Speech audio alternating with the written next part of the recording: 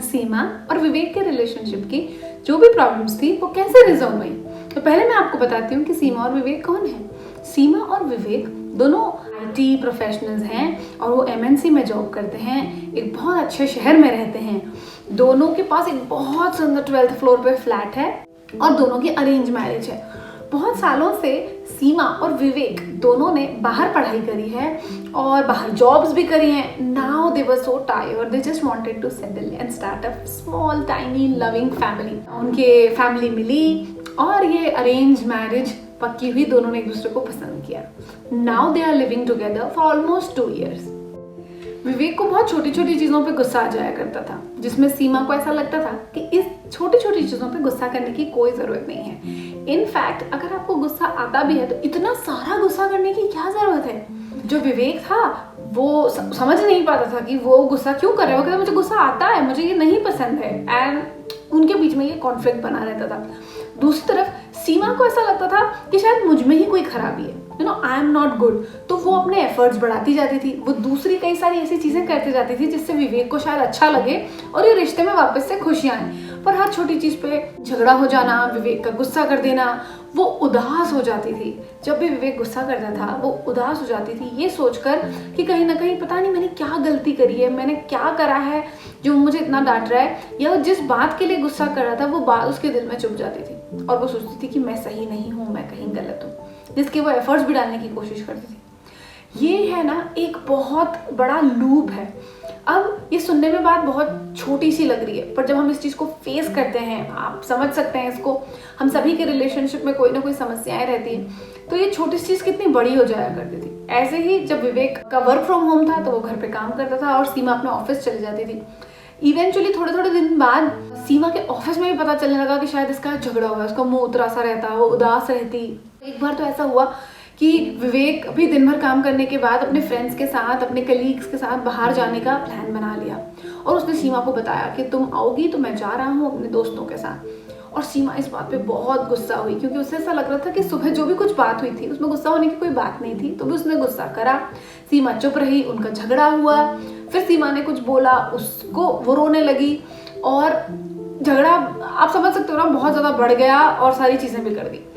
पर उसकी एक्सपेक्टेशन थी कि जब वो घर आएगी तो विवेक इन चीज़ों को सॉल्व करेगा, विवेक उससे माफ़ी मांगेगा या एटलीस्ट विवेक उससे प्यार से बात करेगा, उसे कहीं घुमाने ले जाएगा, उसे हग करेगा या कोई भी प्यार का जेस्चर उसे दिखाएगा। क्यों? क्योंकि सीमा के हिसाब से विवेक ने उसकी सुबह खराब करी, उसको ऑफिस में पूरा दिन और उसका दिमाग खराब करा, तो अब Vivek should resolve everything, right? So Seema was expecting this, rather Vivek forgot about everything. Vivek उन चीज़ों को भूल गया, उसका गुस्सा आया, उसने गुस्सा करा और विवेक अपने काम में रहा और उसने नॉर्मली बिना मॉर्निंग के झगड़े को कंसिडर करते हुए अपने दोस्तों के साथ जाने का प्लान बनाया। विवेक और सीमा से एक सेशन में बहुत सारे सवाल पूछे गए। उन्हें ये भी लग रहा था कि हमसे इतने सारे सवाल क्यों पूछे जा रहे हैं। They expected me to give them a immediate cheesy solution and tell them that या you right, your partner is wrong, but that's not how I work. So there were so many questions fired on them, and the reason was to understand the root cause why this is happening so that it doesn't repeat. ये फिर से दोहराए ना, इसके लिए मैं उनकी तह और जड़ तक जाना चाहती थी। तो मुझे ये पता चला कि जो विवेक है, तो विवेक के अंदर उसकी मदर के प्रति बहुत सारा अनरिजॉल्व एंगर था, बहुत सारा गुस्सा था। तो विवेक की माँ बहुत अच्छी थी, बट विवेक की माँ बहुत स्ट्रिक्ट थी और उन्होंने विवेक को बहुत सारी चीज़ों के लिए अलाउ नहीं करा। बहुत सारी बार उसको अपने दोस्तों के साथ जाने नहीं दिया, यहाँ तक कि जब तक वो 16-17 साल का नहीं हुआ तब तक वो उसके कपड़े भी खुद सेलेक्ट करती थी कि वो क्या पहनेगा और वो क्या खरीदेगा। तो विवेक को बहुत ही गुड बॉय माना जाता था कि विवेक एक बहुत गुड बॉय है, अपनी माँ की सारी बात मानता है और उसकी माँ भी ये बोलती थी कि I am so proud of you. But कहीं ना कहीं विवेक बहुत सारी ऐसी चीज़ें जो उसकी मदर कहती थी वो नहीं करना चाहता था। तो उसके मन में एज अ किड बहुत सारा गुस्सा था उनके प्रति और वो ये सोचता था कि जब मुझे मौका मिलेगा, जब मैं बड़ा होऊंगा तो मैं ये बिल्कुल भी सहन नहीं करूंगा और मेरी जो मर्जी में आएगी मैं वो ही करूंगा। तो कहीं ना कहीं अनरिजॉल्व एंगर था विवेक के अंदर। इस एक्सपीरियंस से विवेक के अंदर एक सबकॉन्शियस बिलीफ थी कि मैं अब किसी की नहीं सुनूंगा। सो वो सबकॉन्शियसली वैसे बिहेव करता था, और जो उसके मन में दबा हुआ गुस्सा था, जो वो गुड बॉय के टैग को कभी बदलना नहीं चाहता था, और उसके टैग के अंदर इतना दबा हुआ था कि वो कभी कुछ कह नहीं पाया, तो वो जो रेज, वो जो गुस्सा उसके अंदर भरा हुआ था, ये सीमा के बहुत छोटी छोटी बातों पे ट्रिगर होके निकला करता था।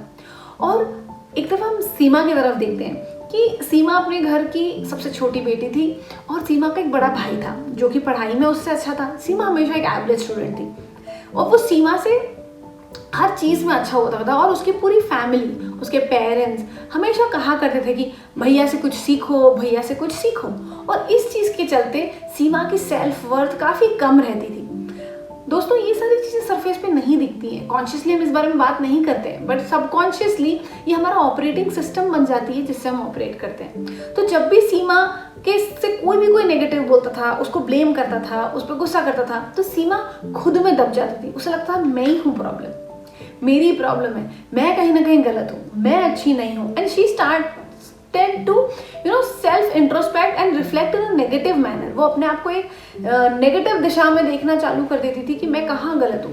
अपने आप को रिफ्लेक्ट करना गलत नहीं है, पर अपने आप को ब्लेम करना, अपना सेल्फ नीचे रखना, सेल्फ वर्थ गिराना, सेल्फ एस्टीम गिराना, और अपने आप से प्यार नहीं करना, इसके तो बहुत सारे दुष्परिणाम होते हैं। तो ये अब आप रिलेट कर पा रहे हो कि कैसे ट्रिगर हो रहा था, और कैसे विवेक छोटी छोटी चीज़ों में गुस्सा कर रहा था, और कैसे सीमा उस चीज़ को सही ढंग से नहीं ले पा रही थी। तो ये एक छोटी सी कहानी थी बताने के लिए कि हमारी कुछ बिलीफ, हमारे कुछ एक्सपीरियंसेस, हमारे कुछ वुंड्स, हमारे कुछ ट्रॉमास, हमारे रिएक्शंस का बेसिस होते हैं। अब विवेक ये सोचता था कि ठीक है, छोटी बात थी ना, गुस्सा आ गया, मेरी गलती है, कई बार तो मैंने सॉरी भी कह दिया, तो उस पर इतनी ज़्यादा बात करने की ज़रूरत क्यों। दूसरी ओर विवेक को ये भी लगता था कि बार बार ये दुखी हो जाती है, बार बार ये कहने लग जाती है कि मैं ही खराब हूँ, मुझ में ही प्रॉब्लम है, और कहीं ना कहीं ये जब सीमा मन ही मन बहुत सारा सोच लेती है, दिन भर ऑफिस में ये सब सोचना, सेल्फ रिफ्लेक्शन में जाना, फिर खुद को जिम्मेदार ठहराना, ये सब करने की क्या ज़रूरत है। वो यही सोचता था कि मेरे से गलती हुई, मैंने तुम्हें सॉरी बोल दिया, या ठीक है अगर नहीं भी मैंने बोला तो तुम उस चीज़ को भूल जाओ, मैं भी अपने ऑफिस के काम में ध्यान लगा लूँ, तुम भी अपने ऑफिस के काम में ध्यान लगा दो। पर सीमा से ये नहीं होता था। सीमा दिन भर सोचती रहती थी, और सीमा उससे एक्सपेक्ट करती रहती थी, और कहीं ना कहीं सीमा के मन में ये ख्याल हमेशा आता रहता था कि मैं खराब हूँ, मेरे में कोई प्रॉब्लम है। और इस ख्याल को आते हुए देख और इसको महसूस कर, इसकी फीलिंग्स के साथ सीमा और एफर्ट डालती थी और कोशिश करती थी कि मैं चीज़ों को कैसे ठीक करूँ, क्या बनाऊँ मैं, कहाँ जाऊँ मैं, क्या बात करूँ मैं, किन चीज़ों में विवेक का ध्यान रखूँ मैं, और कहीं ना कहीं उसे वो रेसिप्रोकल नहीं मिलता था। So now after this I want to give you 3 tips for your relationship. Number 1, never forget a fight after it is done. So never, yes, you heard it right, never forget a fight. ये एक मौका है बाद में introspect करने का और समझने का अपने पार्टनर को, अपने रिश्ते को और अपने आप को। जब आप बाद में इंट्रोस्पेक्ट करोगे तो यू विल रियलाइज कि हम क्यों झगड़े और उसको कैसे सुधारा जा सकता है। Fight is not a problem, but having the same fight again in a relationship, that is what ruins it. जब कंटिन्यूसली एक ही चीज़ पे मिसअंडरस्टैंडिंग्स और झगड़े होते जाएंगे, तब रिश्ता धीरे धीरे बिखर जाएगा और आपको पता भी नहीं चलेगा कि किस तरह से वो टूट जाएगा। Number 2, the negative behavior of a partner always has a story behind it.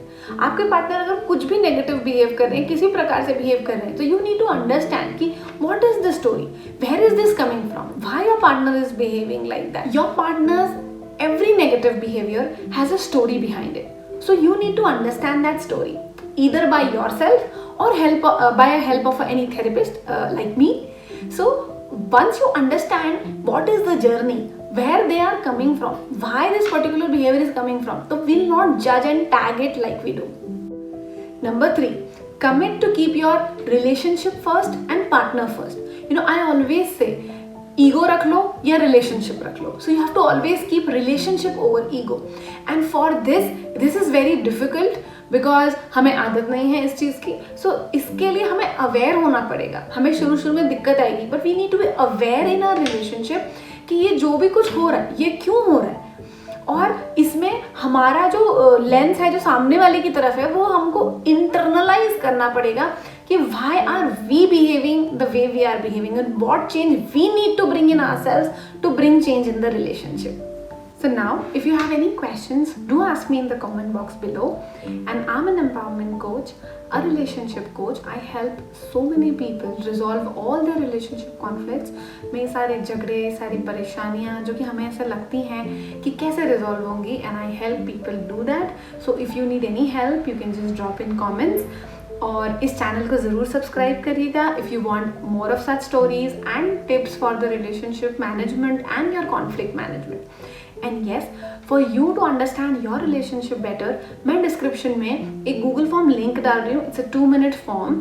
That's a relationship assessment form. Relationship assessment form को भरकर आप अपने रिश्ते को और बेहतर समझ सकते हैं. और अगर आप वो फॉर्म भरेंगे, so I'll give you a free consultation call. So just go ahead and do it. And like this video and do share with your friends. आपको ऐसा लगता है कि जिन्हें इस चीज़ की ज़रूरत होगी.